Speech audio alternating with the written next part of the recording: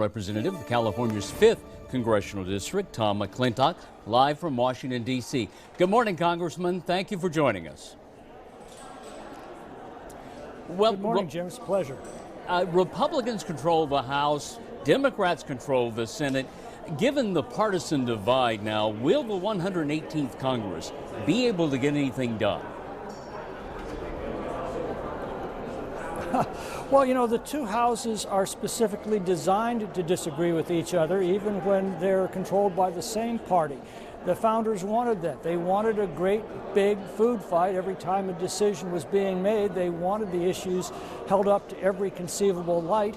But ultimately, the 535 members of Congress come together to forge an agreement on a mutually agreeable direction for the country. And I think that that process will unfold. It just gets a little messy from time to time. Well, speaking of things like that, let's talk about the debt ceiling. In the past, Congress has done things like attaching deficit reduction policies to passing a debt ceiling increase. Should we expect something like that this time or something different? I think ultimately it has to be. You know, the debt limit is to the government what a credit card limit is to a family. If you reach that limit, and have to go to the bank and ask for a higher limit, you darn well better have a family conference about what you're doing that's put you in that situation. And that's what the debt limit is designed to do. It's designed to be a speed bump.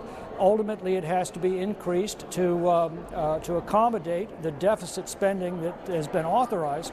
But at the same time, it requires a family discussion in the Congress about what we're doing wrong that's causing us to spend so much more than we're taking in. Ultimately, that has to be negotiated. I was, quite frankly, surprised and appalled that the president would say he's not going to negotiate on this.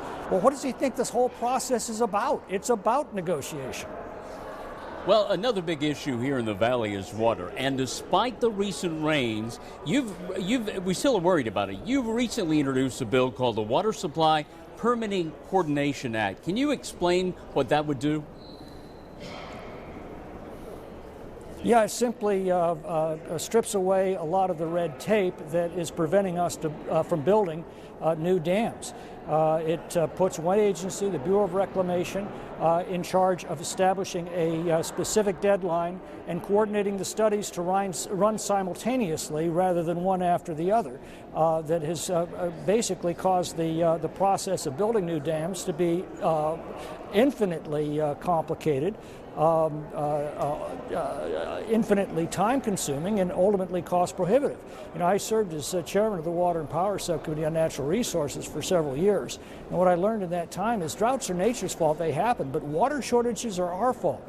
Water shortages are a choice we made when we stopped building new dams, and we're getting an object lesson in that now. After 3 years of severe drought that drained our reservoirs practically to empty, now we have this 9 atmospheric rivers dumping so much water that we have to release most of it to the Pacific Ocean because we have no place to store it. We can't continue down this road. We've got to build more dams or we're going to continue to suffer water shortages into the foreseeable future. A survey by the Pew Research Center found that fewer than half of Republicans believe that this Congress will be successful in getting their programs passed over the next 2 years. Where do you stand on that? What do you think? Well, again, the process is based on compromise. As you pointed out, the Democrats control the Senate and the White House. Republicans control the House. So there's going to have to be a lot of negotiation, a lot of compromise. We're all going to have to take some advice from Benjamin Franklin, who told the Constitutional Convention that ultimately they needed to doubt a little of their own infallibility if they were to come to an agreement on the future of this country. They did. And I believe we will too, ultimately. All right, Congressman Tom McClintock, thank you for joining us this morning.